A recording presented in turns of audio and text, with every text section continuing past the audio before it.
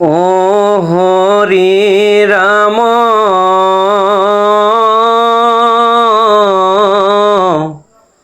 নাৰায়ণ যাদৱানন্দ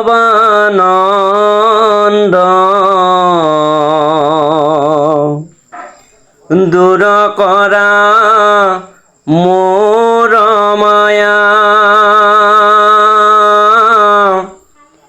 বিষয় ব্যাধিৰ ঔষধি মাগ ভকতি অমিয়া ও ৰাম ভকতি অমিয়া কৃষ্ণ।